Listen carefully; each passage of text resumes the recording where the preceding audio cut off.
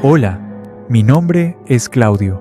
Hoy tengo 41 años, pero la sombra de lo que viví hace una década me sigue acompañando como si hubiera ocurrido anoche.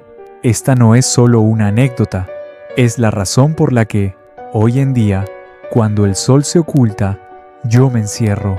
Es el motivo por el cual mis noches se volvieron pequeñas, confinadas a 4 paredes por el miedo visceral a que eso vuelva a manifestarse. En aquel entonces, yo era un hombre diferente. Era porfiado, de esos que necesitan ver para creer y que se ríen de las advertencias ajenas como si fueran cuentos para niños. Me creía invulnerable. Pero esa noche, la soledad fue mi única testigo y mi propia visión se convirtió en mi condena. Me encontré frente a frente con una criatura que no debería existir, algo que me empujó hasta el borde mismo de la locura en cuestión de segundos. Hoy ya no me río, soy un creyente absoluto de cada historia que se cuenta en la penumbra. He aprendido que un relato empieza a ser real solo cuando te toca la piel, cuando te deja sin aliento. Decidí compartir mi experiencia para que quede un registro, una huella en el mundo de los relatos, porque cuando una situación así te ocurre, no solo sucede y ya, se queda grabada a fuego en tu memoria para siempre. Recuerdo perfectamente que era un miércoles. En aquellos años, mi rutina era la de cualquier hombre joven: salir del trabajo y buscar el refugio de los amigos, una charla tranquila o un juego para soltar las tensiones del día. Yo era el encargado de un campo pequeño, una extensión de tierra que, aunque estaba cerca de la ciudad, se sentía como un mundo aparte cuando el sol caía. No acepté ese puesto por vocación, sino por pura necesidad. La economía me estaba asfixiando y ese trabajo fue el salvavidas al que tuve que aferrarme, sin importar los rumores. Y los rumores eran constantes.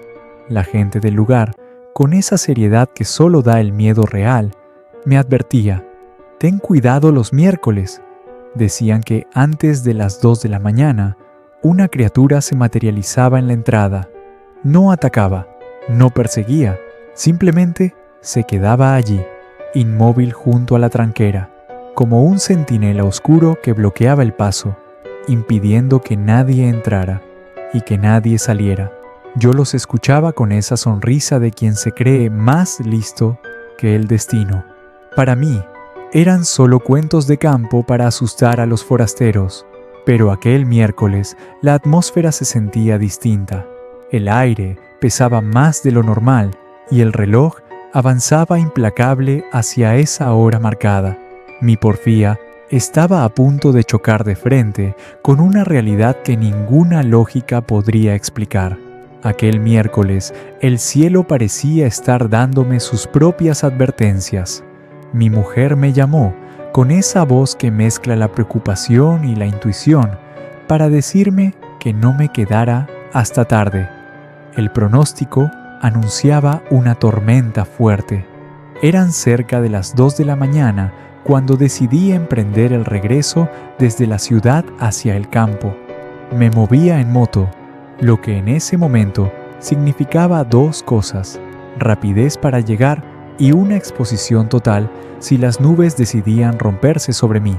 Con la urgencia de ganarle a la lluvia, pasé a dejar a un amigo y encaré el camino solitario. Mi mente estaba en cualquier parte. Pensaba en el frío que empezaba a calar, en el rugido del motor y en llegar seco a casa. En medio de ese apuro cotidiano, cometí el error más grande de mi vida.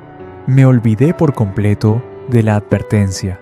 El mito de la tranquera, la hora señalada, el ser que vigilaba el paso, todo eso se había borrado de mi cabeza, reemplazado por la simple necesidad de refugio. El viento soplaba con más fuerza y el camino se volvía un túnel de oscuridad frente al faro de mi moto. No sabía que, mientras yo aceleraba para escapar de la lluvia, me estaba dirigiendo a toda velocidad hacia un encuentro que me marcaría para siempre. Encaré finalmente la ruta que me llevaba directo a la entrada del campo. La oscuridad era absoluta, densa como el asfalto. Los rumores de que la luz se había cortado en la zona eran ciertos.